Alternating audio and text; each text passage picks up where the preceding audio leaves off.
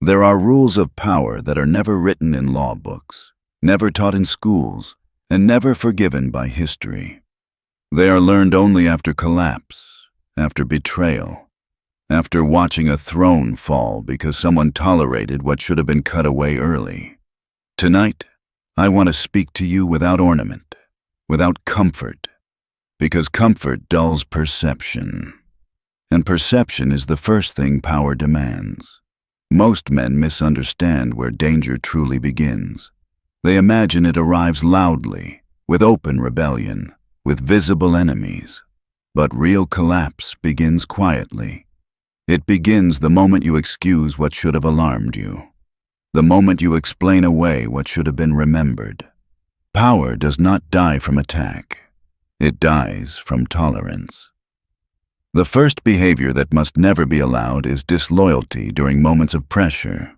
Loyalty in calm times means nothing. It costs nothing to smile when the sun is high. Anyone can pledge allegiance when success is guaranteed. Loyalty only reveals its value when the ground shakes. Crisis is the fire that strips men of their disguises. It does not create traitors. It exposes them. Watch carefully when trouble appears. Who stands closer? Who goes silent? Who suddenly becomes unavailable, confused, occupied, ill, or neutral? Absence during crisis is not passive. It is a decision. Silence at the moment of need is a statement louder than speech. And the man who chooses himself once will always choose himself again. Disloyalty is not dangerous because it wounds your feelings. It is dangerous because it teaches others that loyalty is optional. The moment one man escapes consequence for disappearing when you needed him, everyone begins to calculate. They no longer ask, "Am I loyal?" They ask, "Is it still safe to be loyal?" And once loyalty becomes conditional, authority becomes negotiable. Think of power like a fortress in a storm. One stone removed does not collapse the walls, but it signals weakness, and water is patient. It finds the crack and widens it. That is what tolerated betrayal does. It invites erosion. The second behavior that destroys power is cowardice disguised as leadership. Fear itself is not the problem. Every man who leads feels fear. The difference is who obeys whom. A leader who obeys fear spreads disorder without realizing it. He delays when decisiveness is required. He asks for endless consensus when command is needed. He hides behind process, committees, morality, or timing, not because these things are wise, but because they are safe. Indecision feels harmless. It sounds reasonable. It even looks responsible. But indecision is not neutral. It actively dissolves authority.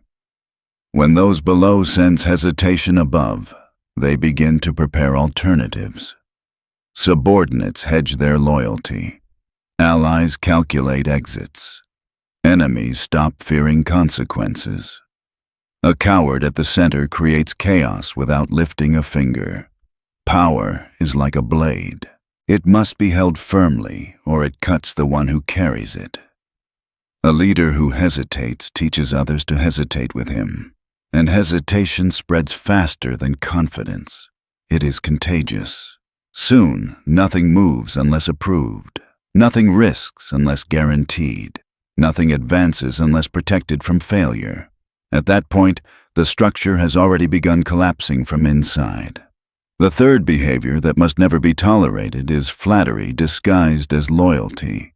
This is one of the most lethal poisons in any hierarchy because it feels like nourishment. Praise feels warm. Agreement feels safe. Affirmation feels like support. But flattery does not strengthen judgment. It numbs it. The man who never disagrees with you is not protecting you. He is feeding on you. He does not serve truth. He serves proximity. His loyalty is not to your success, but to his position beside you. He tells you what keeps him close. not what keeps you alive. Real loyalty has weight. It creates friction. It risks displeasure. It speaks when silence would be easier. Flattery does the opposite. It smooths everything. It dulls your instincts. It creates an echo chamber where your own voice returns to you polished and amplified until you mistake repetition for truth. A ruler surrounded by flatterers lives inside a hall of mirrors. Every reflection agrees. Every voice confirms. And because nothing challenges him, nothing prepares him, disaster arrives not as shock, but as confusion.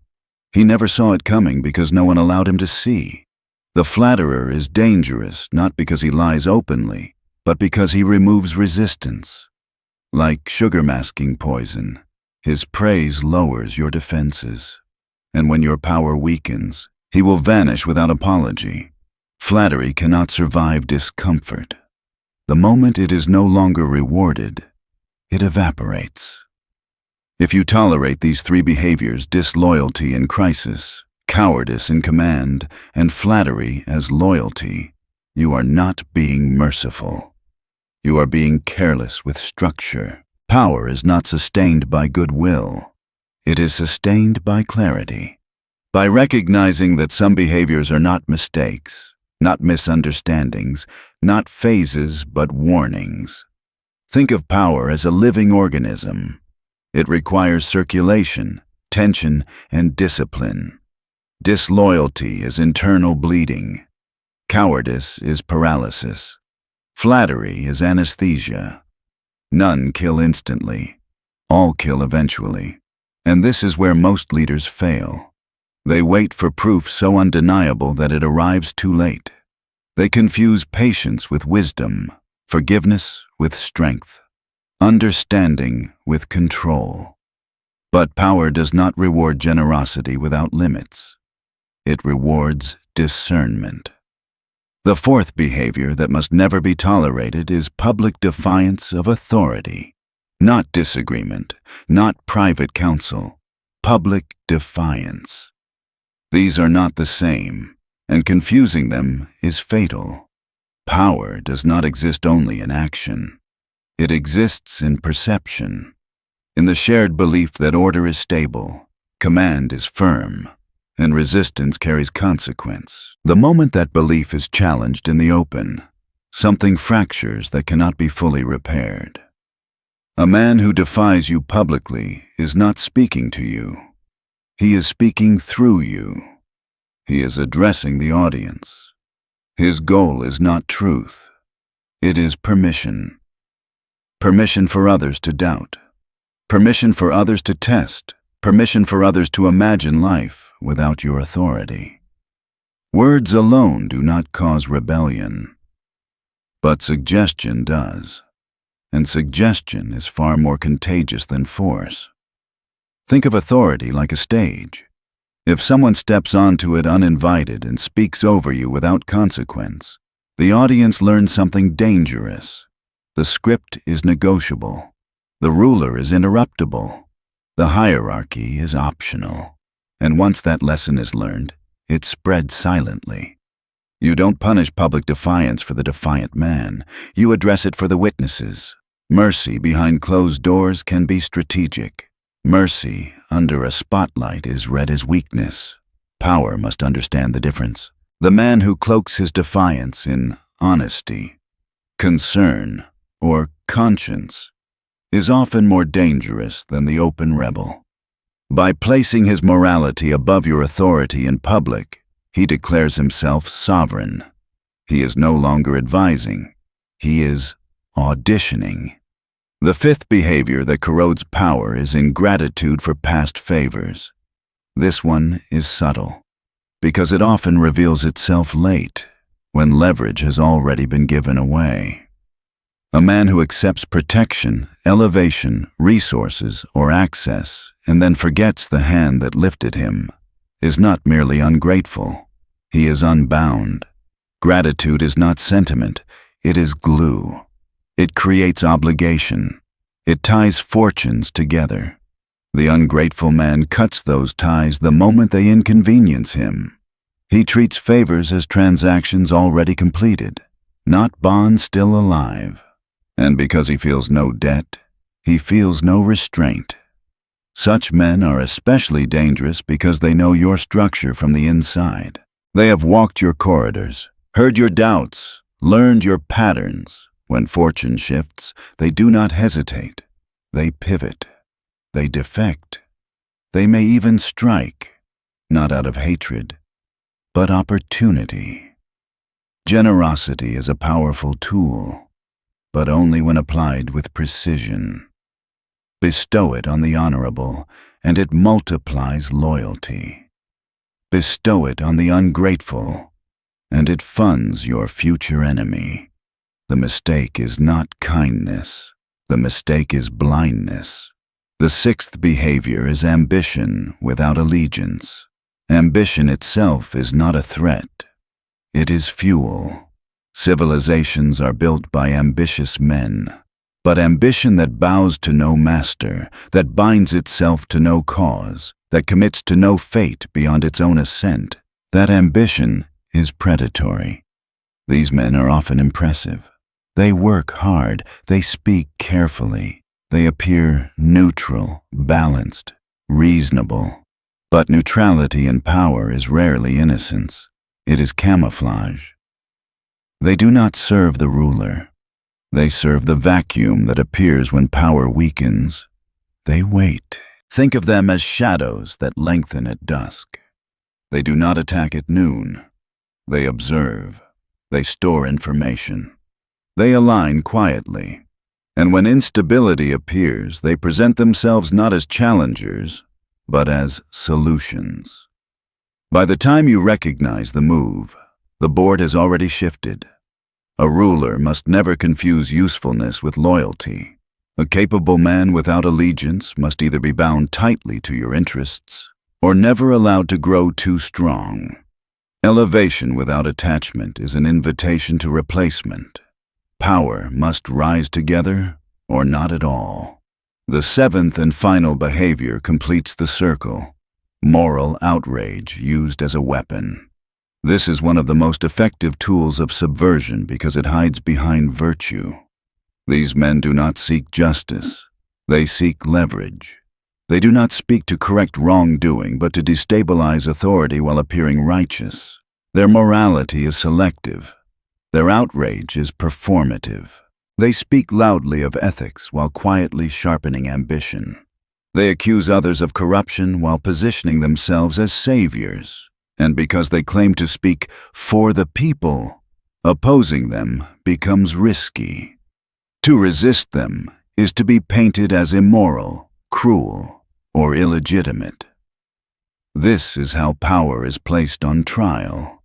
And once power begins explaining itself instead of commanding, it has already begun to shrink. A ruler defending his virtue has surrendered initiative. He is no longer acting. He is responding. True morality is quiet, consistent, and personal. Weaponized morality is theatrical. It thrives in crowds. It feeds on hesitation. It asks questions that sound noble, but aim to weaken. Should he still rule? Is this just? Do we deserve better? These questions are not innocent. They are corrosive. If moral outrage is rewarded, it multiplies.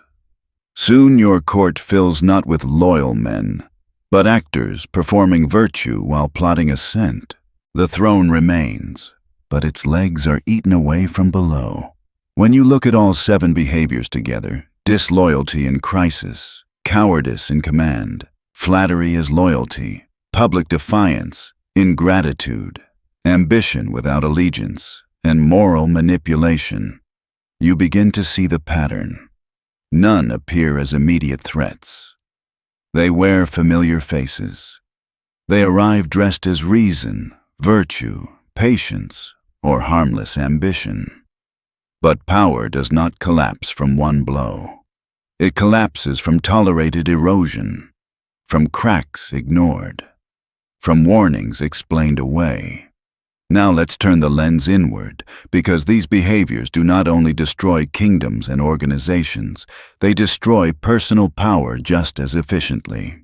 Most people imagine power as something external: titles, influence, authority over others.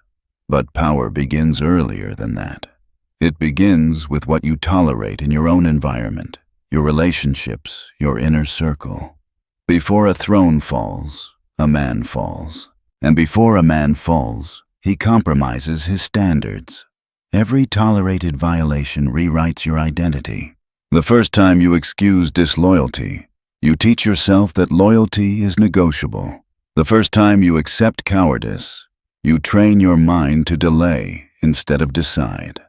The first time you reward flattery, you replace truth with comfort. These are not isolated moments. They accumulate. Slowly, invisibly, they reshape who you are willing to be. Think of your life as a territory. Every boundary you fail to defend becomes disputed land.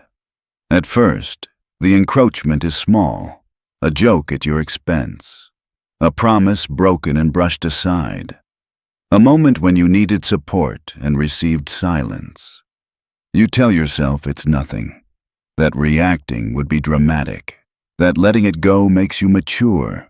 But power does not recognize maturity. It recognizes patterns. Disrespect, unchallenged, becomes expectation.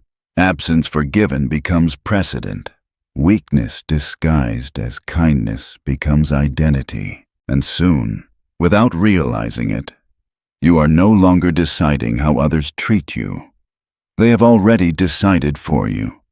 This is where most people misunderstand strength. They believe strength is endurance, the ability to withstand more, forgive more, absorb more. But endurance without discrimination is not strength. It is erosion management. Real strength is selective intolerance. It is knowing exactly what cannot pass, no matter how small it seems. Power is not loud. It does not announce itself. It reveals itself through what you do not allow. A man who tolerates everything commands nothing. A man who tolerates nothing essential commands himself. Consider how fear actually operates. Fear does not need threats. It needs uncertainty. The reason predictable people are controlled so easily is not because they are weak, but because they are readable. Everyone knows how they will respond. Everyone knows where the line is, and how far past it they can step before consequences appear. Predictability turns you into terrain instead of a force. This is why Machiavellian power emphasizes clarity over comfort. Not cruelty, but decisiveness. Not rage, but finality. When a boundary is crossed and nothing happens, the mind of the observer relaxes. When a boundary is crossed and consequences arrive cleanly, without emotion or explanation, something shifts. People recalibrate. They adjust their posture. They become careful. Think of power like gravity. You don't see it, but you feel it. It does not argue. It pulls. The strongest presence in any room is not the one speaking the most, but the one whose silence feels deliberate. The one whose approval is not automatic. The one whose withdrawal feels heavier than confrontation. This brings us to a crucial truth. Power is preserved not by reaction, but by positioning. Most people react too late, too emotionally, too publicly. By then, the damage is done. Authority lost in the open is rarely recovered. That is why the wise act early, quietly, and with precision. When something feels wrong, it usually is. Your instincts are not moral opinions. They are pattern recognition systems. Every time you override them in the name of being reasonable, you weaken your internal command. And once a man stops trusting his own perception, he becomes dependent on consensus. Consensus is slow. Power is not. Look back at your own experiences. Where did things truly go wrong? Rarely at the explosion. Usually at the first small tolerance. The moment you felt disrespected and smiled anyway. The moment you noticed ambition without loyalty and dismissed it as drive. The moment someone disappeared when you needed them, then returned with excuses you accepted. Those moments were not neutral. They were votes. Votes for the future version of yourself. Votes that said, "This is acceptable," and the world listened. Power is not about becoming harsh. It is about becoming precise. Precision is what separates strength from brutality. A surgeon cuts cleanly, not emotionally. A strategist removes threats before they grow teeth. A leader does not wait to be betrayed twice to confirm a pattern. This is also why explanations are dangerous. The more you explain your boundaries, the more you invite negotiation. Boundaries that require justification are already weak. True limits are felt, not debated. They are enforced once and remembered forever. Imagine a fire that never burns hot enough to hurt. No one fears it. No one respects it. It becomes background warmth. But a controlled flame contained, powerful, rare commands distance. That is the difference between kindness without power and kindness with teeth. As you absorb this, understand something important. You are not being asked to dominate others. You are being asked to stop abandoning yourself, to stop trading long-term authority for short-term peace, to stop confusing silence with wisdom and tolerance with virtue. Power does not demand cruelty. It demands clarity. It demands that when a line is crossed, something changes. Access, distance, privilege, position, not drama, not speeches. Change. To understand power fully, you must accept a truth that unsettles most people. Power is not maintained by good intentions, but by accurate judgment of human nature. Men do not behave as they should. They behave as they are allowed to. This is not cynicism. It is observation. And once you see this clearly, you stop being surprised by betrayal, disrespect, or manipulation. You start anticipating it. Most people fail not because they lack strength, but because they misread signals. They treat early warnings as inconveniences. They confuse charm with loyalty, words with action, presence with commitment. Power, however, reads differently. It watches behavior under pressure, not language under comfort. It studies consistency, not promises. This is why timing matters more than punishment. Power applied too late looks like retaliation. Power applied early looks like order. When consequences arrive immediately and proportionally, they are interpreted as structure, not emotion. The room accepts them. The mind adjusts. Authority remains intact. But when you delay, when you hope behavior will correct itself, you shift the frame. Now you are reacting. Now you are explaining. Now the issue is no longer the violation, it is your response. And once power is forced to justify itself, it loses altitude. Consider how predators test boundaries in nature. They do not charge immediately. They probe. They watch reactions. They retreat and return.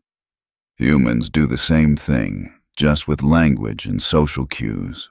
A dismissive comment, a missed obligation, a subtle challenge. Each one is a question. How far can I go? Your response answers more than you realize. Silence can be powerful, but only when it is deliberate. Silence without consequence is permission. Silence paired with distance, withdrawal, or restructured access is command. The difference is intention. This is where many people confuse restraint with weakness. They believe that holding back means losing ground. In reality, unstructured restraint loses ground. Structured restraint gains it. A ruler does not need to shout to be heard. He needs to be consistent enough that silence itself carries meaning. Power also understands something deeply uncomfortable. Not everyone deserves correction. Some behaviors do not require dialogue. They require removal. The mistake many make is trying to fix what was never meant to be integrated. They invest energy explaining boundaries to people who benefit from crossing them. This is wasted effort.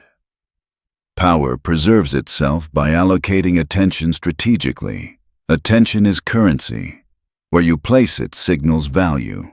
When you continue engaging with someone who has already revealed disloyalty, ingratitude, or ambition without allegiance, you communicate tolerance. Even if you speak firmly, words cannot override access. Distance is one of the most underused tools of power. Not dramatic distance, not emotional withdrawal, strategic distance. The quiet reduction of access, the slow removal of privilege, the recalibration of position. This does not provoke resistance. It induces reflection. Think of power like temperature. Raise it too fast and everything explodes. Lower it gradually and systems adapt.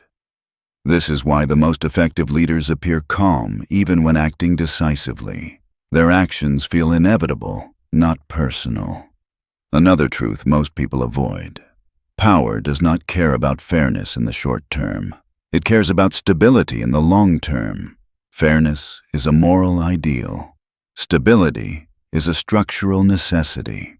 When fairness undermines structure, chaos follows. When structure is preserved, fairness can exist within it.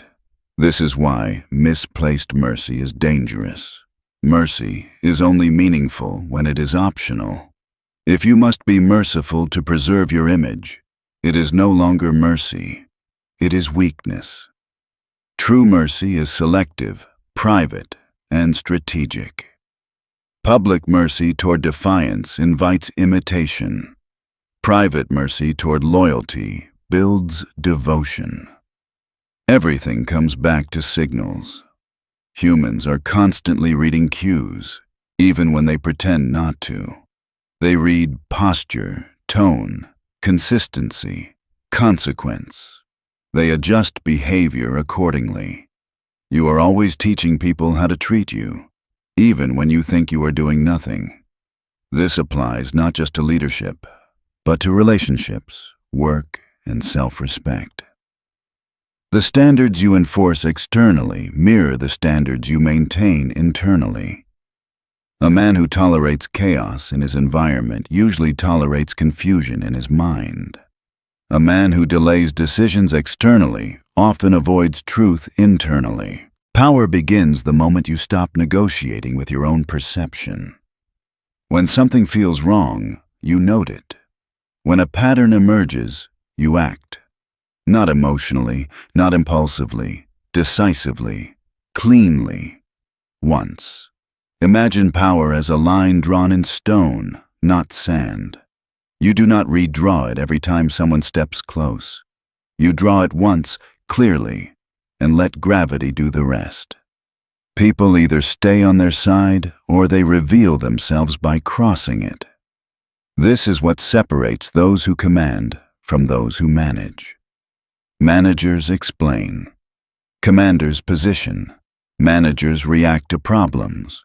Commanders remove conditions that create them. Managers hope for cooperation. Commanders design systems that do not require it. As this becomes clearer, something changes inside you. You stop fearing confrontation because you no longer rely on it. You stop chasing respect because you structure it. You stop explaining yourself because your actions speak consistently. And this leads us to the final realization. Power is not about controlling others. It is about eliminating uncertainty around you. When people know where you stand, what you tolerate, and what happens when lines are crossed, drama evaporates. Manipulation fails. Chaos avoids you. At the deepest level, power is not something you seize. It is something that remains when illusion is stripped away. When charm fails, when excuses are exhausted, when morality, sympathy, and appearances can no longer carry you forward. What remains then is not personality. It is structure. And structure is what decides who stands and who collapses. The man who endures is not the loudest, nor the kindest, nor the most admired. He is the most coherent. His inner rules match his outer actions. His standards are enforced without drama. His presence is consistent enough that others adjust before testing him.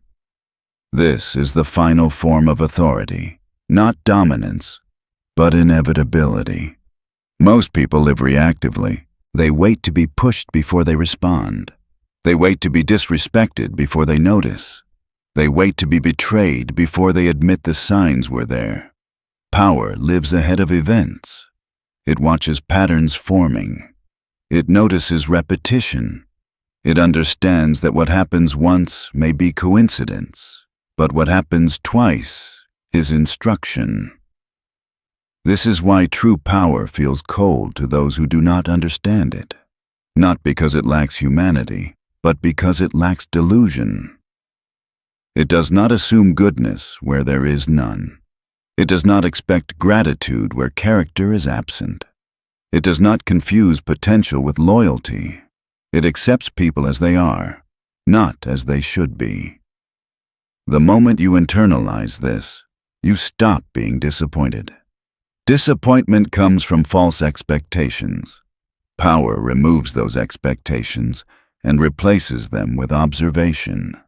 You no longer ask why someone acted a certain way. You ask whether the behavior aligns with the structure you are building. If it does not, the response is not anger, it is adjustment. This is how power stays clean. It does not indulge in emotional punishment. It simply removes variables that threaten stability. Access is reduced. Roles are changed. Distance is introduced. Silence replaces explanation, and the system corrects itself. Think of power like a well-designed machine. It does not rely on goodwill to function. It relies on alignment. Each part has a role. Each role has limits. When a part fails repeatedly, it is not argued with. It is replaced, not out of cruelty, but necessity. This is where most people struggle, because they want power without cost. They want authority without discomfort. They want respect without boundaries. But power demands payment up front. The payment is clarity. The payment is discipline. The payment is the willingness to be misunderstood by those who benefited from your confusion. You will be called cold when you stop over-explaining, arrogant when you stop tolerating disrespect, cruel when you stop rescuing those who drain you. But these accusations come from a predictable place. They come from people who felt safe when you were flexible and threatened when you became firm. A ruler does not fear being misjudged by those who never understood him. He fears only one thing: internal incoherence. The moment your actions contradict your standards, power leaks. The moment you say one thing and tolerate another, authority dissolves. Not because others notice immediately, but because you do. Self-command is the root of all command. When you trust yourself to act when necessary, you stop negotiating with fear. When you know you will enforce your boundaries, you stop advertising them. When you accept solitude as the cost of clarity, you stop chasing validation. This is the awakening most people avoid, because it requires letting go of the version of yourself that was rewarded for being agreeable, the version that survived by smoothing tension absorbing discomfort, and tolerating what should have been refused. That version kept you safe. It did not keep you powerful. Power begins where that identity ends. It begins when you no longer need to prove that you are good. When you understand that goodness without structure is not virtue, it is exposure. When you realize that mercy without leverage is not kindness, it is surrender. When you see that forgiveness without memory is not wisdom, it is repetition. The awakened individual does not seek to control others. He controls access. He controls timing. He controls reaction. He understands that influence flows not from force, but from predictability combined with restraint. People do not follow him because he demands it. They follow because the alternative feels uncertain. This is the final metaphor. Power is not a weapon you swing. It is a weight you carry. Those around you feel it before you speak. It changes how they approach, how they ask, how they behave. Not because they fear punishment, but because they sense structure. And structure is safety for those aligned with it. The ruler who survives is not the one who crushes every threat, but the one who never allows threats to grow unnoticed. He does not rule through chaos.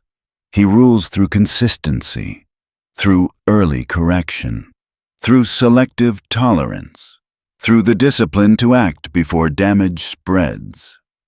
If you take one truth from this, let it be this: what you tolerate today becomes what you must manage tomorrow, and what you manage long enough becomes what controls you. Power is preserved not by strength alone, but by refusal. The refusal to ignore patterns, the refusal to excuse repeated behavior, the refusal to trade long-term authority for short-term peace. When you live this way, something fundamental shifts.